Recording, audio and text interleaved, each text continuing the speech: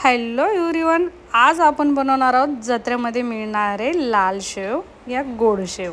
तर बेसन पीठ घेतलेलं आहे, एक वाटी भरून बेसन पीठ घेतले आणि 1 चम्मच त्याच्यामध्ये तेल टाकलेलं आहे। तर व्यवस्थित त्याला आपण मॅच करून घेणार आहोत। तेलाच्या गाठी वगैरे व्हायला नको म्हणून हाताने दोन्ही हाताने त्याला व्यवस्थित चोळून घ्यायचे, गाठी सर्व फोडून घ्यायच्यात। तर हा जे शेव आहे जत्रेमध्येच मिळतो, मस्त लाल कलरचा असतो, प्रसाद म्हणून याला खातात। तर एकदम सोप्या पद्धतीत बनतो बघा आणि जास्त साहित्य पण नाही लागत, तर पूर्ण व्हिडिओ नक्कीच बघा।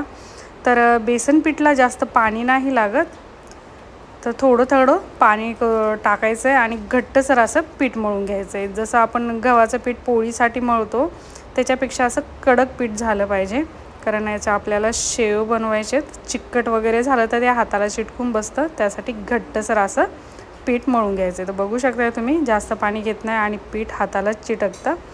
तर हवा असेल थोडंसं तुम्ही तेल टाकलं तरी चालेल। तर मी घट्टसर पीठ मळून घेतले आणि वेळ असेल तर एक 10-15 मिनटं पीठ आधीच मळून घ्यायचे। तर पिठाला मी मळून चांगलं घेतले। आता पोळपाटवर त्याला एकसारखं आपल्याला गोल असं शेवचा जसा जाडसर आकार असतो तेवढं आपल्याला गोल गोल करून घ्यायचं आहे, बघू शकताय तुम्ही। आणि एकसारखे त्याला आपण कट करून घेणार आहोत।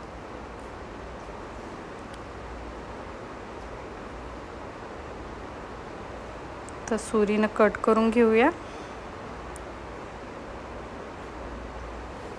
तर अशाच प्रकारे सर्व मी शेव करून घेतलेले आहेत बघा, एकसारखे एकाच आकाराचे। आता याला आपण तेलामध्ये टाकून एकदम छान असं गोल्डन फ्राय करून घ्यायचे।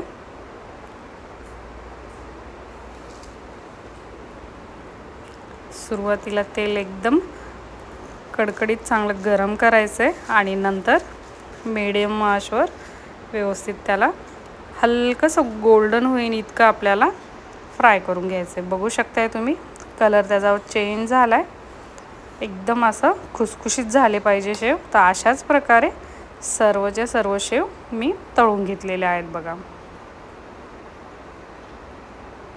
आपण गॅस एकदम फुल करून तळून घेतलं तर खुसखुशीत होणार नाही आहेत, त्यामुळे सुरुवातीला गॅस फुल करा आणि नंतर मीडियम करून चांगले तळून घ्या। तर आता आपल्याला शेव सगळे तळून घेतलेत, ते बाजूला ठेवलेत मी।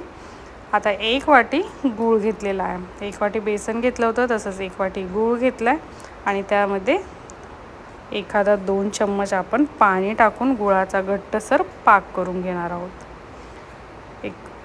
5 मिनिटांमध्ये पाक होतो, 5 ते बघू शकताय। गूळ वितळला आणि गुळाला बारीक थोडंसं सुरीने आधीच कट करून घ्यायचं आहे आपल्याला।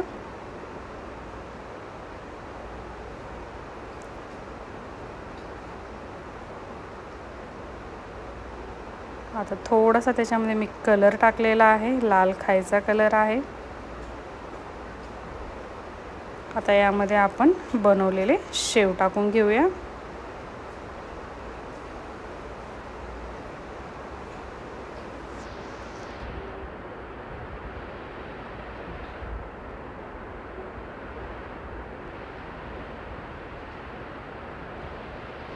सुरुवातीला आपल्याला सारण पातळ वगैरे वाटतं, पण बरोबर होतं, गॅस चालूच आहे।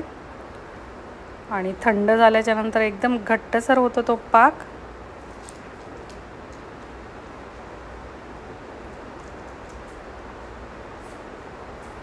तर गॅस बंद केलाय बघा मी। तर एका डिशमध्ये सर्व आपण शेव काढून घेऊया आणि त्यावर तो पाक पण काढून घ्यायचा आहे।